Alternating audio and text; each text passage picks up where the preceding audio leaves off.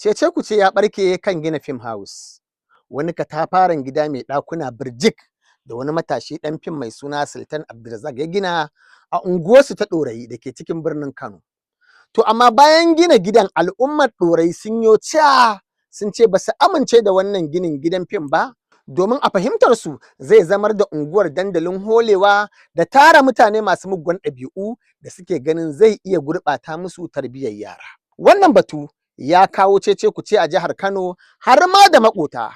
Amma kuma bakunan mutane sun kasu kashi biyu akan wannan batu. Wasu na cewar gaskiya bai kamata a ce an buɗe fim house a tsakiyar mutane ba, musamman a unguwa kamar Ɗorayi. Sai dai wasu na cewar meye aibin fim house tunda dai ai su mutanen su ake wa fim ɗin, su ne kuma suke kalla. Don haka kawo shi kusa da su tamkar an ba su dama ne su sa idanu kan abin da ke faruwa. Amma shin menene haƙƙin wanda ya gina wannan gida a shari'ance? Yana da haƙƙi bisa doka ko kuwa hana shi tamkar keta haƙƙinsa ne?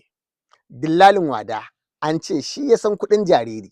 Don haka na samu babban lauya barista Dalhatu Shehu Usman wanda kun ji abin da yake cewa. Bisa dai doka wacce take gudana a Najeriya, ya halatta mutumin da ya mallaki gida ko ya mallaki fili ya je ya gina wato film house a ko ina ne, yana da kariya ta constitution, domin a sashe na 42 da sashe na 43 na constitution ya ba da kariya ta haƙƙi against any discrimination. Ya sannan kuma ya ba da dama ga kowane ɗan ƙasa zai iya mallakar fili wanda aiza zai kwana ko kuma zai yi sana'a a ko ina a Najeriya. Kai kuma idan ka gina wato shi film house a cikin al'umma, dole ne ka bi doka wato environmental law. Alal misali akwai doka ta tsara birane da take cewa mutum ba zai ɗauki commercial activities ya zo ya gudanar da su a residential area ba.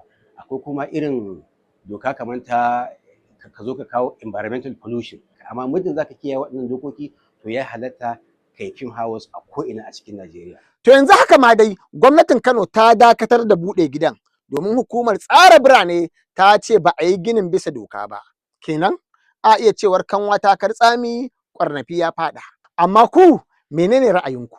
Shin ya kamata a gina film house a cikin jama'a ko kuwa kuma kun yarda yin hakan zai iya gurɓata tarbiyya? Ku ajiye mana ra'ayoyinku.